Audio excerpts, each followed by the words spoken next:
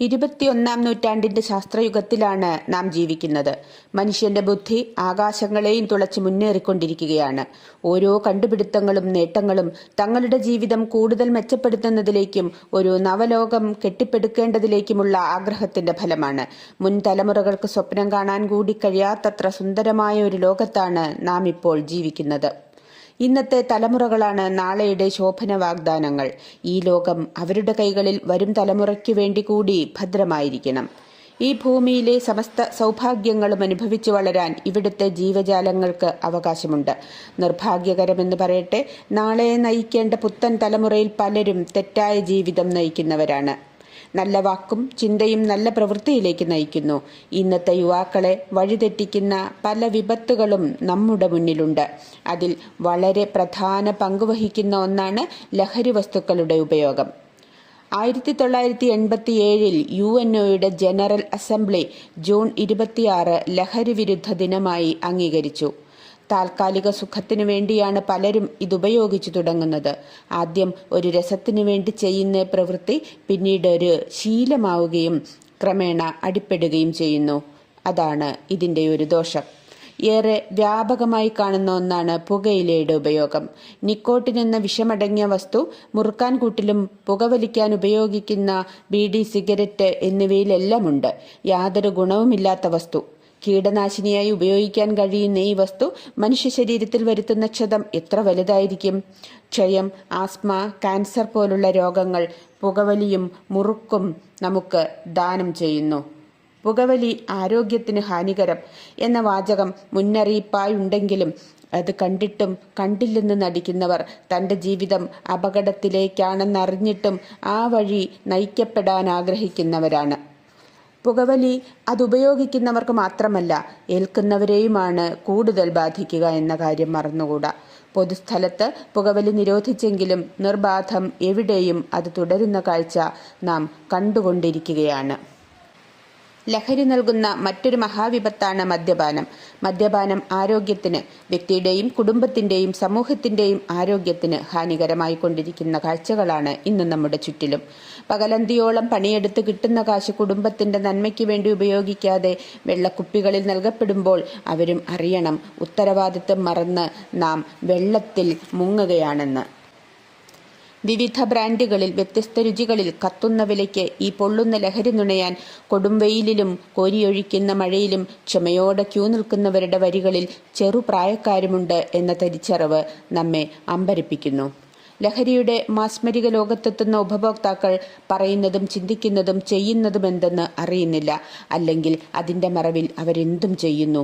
ഒരിക്കലും പറയാൻ പാടില്ലാത്തത് പറയുന്നു, ഒരിക്കലും ചെയ്യാൻ പാടില്ലാത്തത് ചെയ്യുന്നു.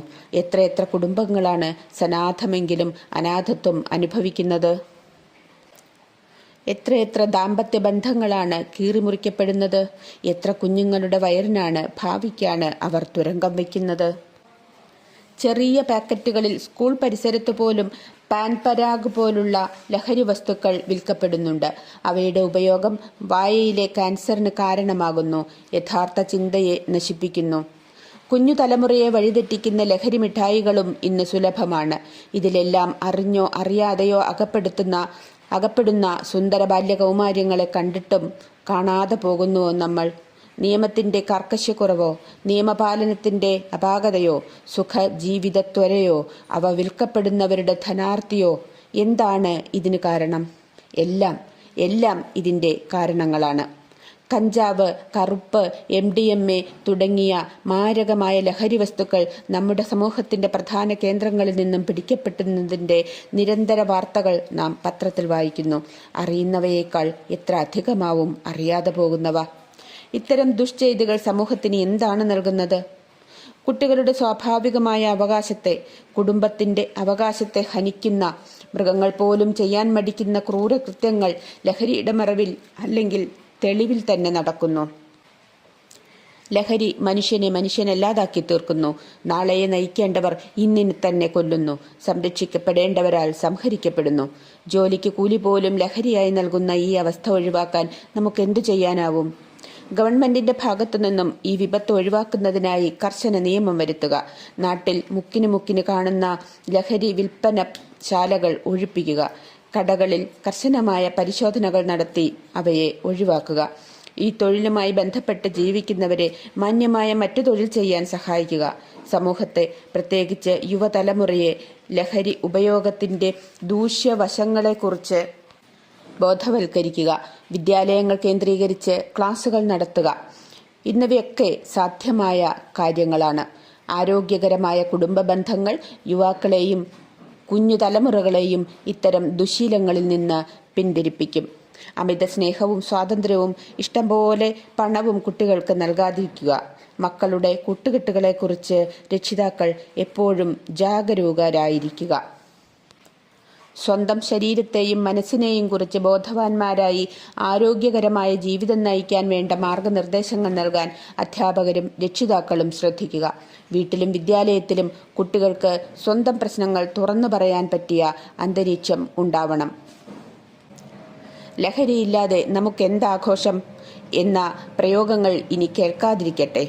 പിറന്നാളുകളും പുതുവർഷവും മറ്റു മംഗളദിനങ്ങളും ലഹരിയിൽ മുങ്ങിത്താഴാതിരിക്കാൻ ഒരു ദുരന്തത്തിനും ഒരു സമൂഹവും ഇനിയും സാക്ഷിയാവാതിരിക്കട്ടെ.